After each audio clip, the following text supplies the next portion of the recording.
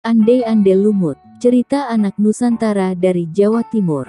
Suatu ketika, kerajaan Jenggala diserang oleh musuh.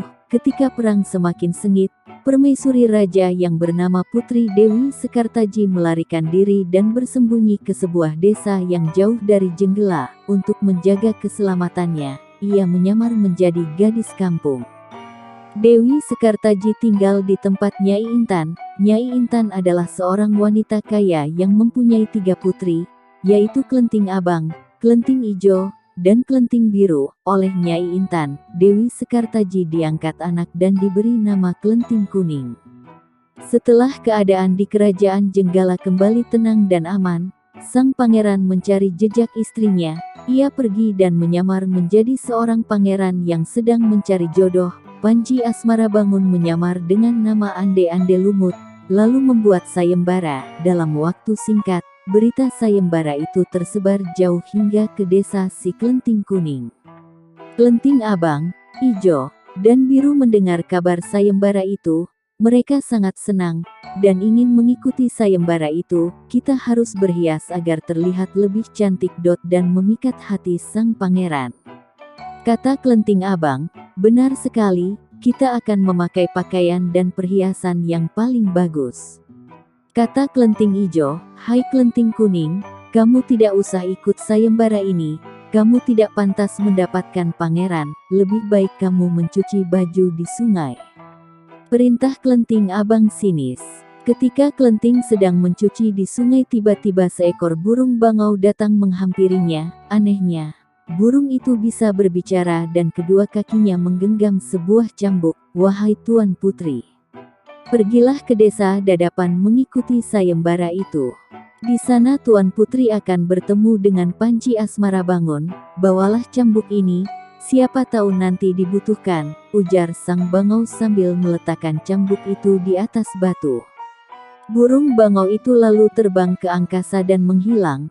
Sebelum Klenting Kuning menjawabnya, kemudian, Klenting Kuning kembali ke rumah, dan berangkat menuju desa Dadapan. Sementara itu, di tepi sungai Bengawan Solo, ketiga saudara dan ibu angkatnya bingung, karena harus menyeberangi sungai, tetapi tak ada perahu. Bagaimana cara kita menyeberang, Bu? Tanya Klenting Ijo dan saudarinya. Lalu, mereka melihat seekor kepiting raksasa. Kepiting itu adalah Yuyu Kangkang, utusan Ande-ande Lumut. Dia diutus untuk menguji para peserta sayembara yang melewati sungai tersebut. Hai kepiting raksasa, maukah kau membantu kami menyeberang sungai? Pinta Klenting Abang. Yuyu Kangkang tertawa lebar. Hahaha. Aku akan membantu kalian, tapi ada syaratnya. Kata dia. Apapun syaratmu, kami bersedia, yang penting kami bisa menyeberang. Jawab Klenting Abang, kalian harus menciumku. Kata Yuyu Kangkang. Dan mereka pun bersedia memenuhi syarat si Yuyu Kangkang. Klenting Kuning tiba di pinggir sungai. Yuyu Kangkang mengajukan syarat yang sama. Tetapi, Klenting Kuning menolak. Dia tidak ingin mengkhianati suaminya. Berkali-kali Klenting Kuning memohon, tetapi Yuyu Kangkang tetap menolak. Akhirnya, Klenting Kuning memukulkan cambuknya ke sungai dan seketika itu air sungai Bengawan Solo surut. Melihat itu, Yuyu Kangkang ketakutan dan segera menyeberangkan Klenting Kuning, bahkan mengantarnya sampai desa Dadapan. Sayembara pun dimulai, secara bergiliran. Klenting Abang dan adik-adiknya menunjukkan kecantikan mereka di hadapan Ande-ande Lumut. Namun, tak seorang pun di antara mereka yang dipilih oleh Ande-ande Lumut. Ampun pangeran, hamba mohon, terimalah salah satu putri hamba. Iba Nyai Intan.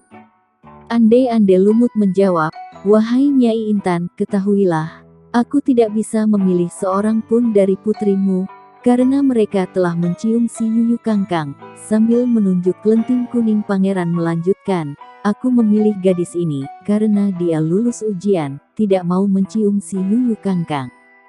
Nyai Intan dan ketiga putrinya baru sadar bahwa mereka ditolak Ande-ande Lumut karena tidak lulus ujian. Kemudian Ande-ande Lumut membongkar penyamarannya. dan mengatakan bahwa dia adalah Panci Asmara Bangun. Klenting Kuning sangat bahagia karena bertemu lagi dengan suaminya.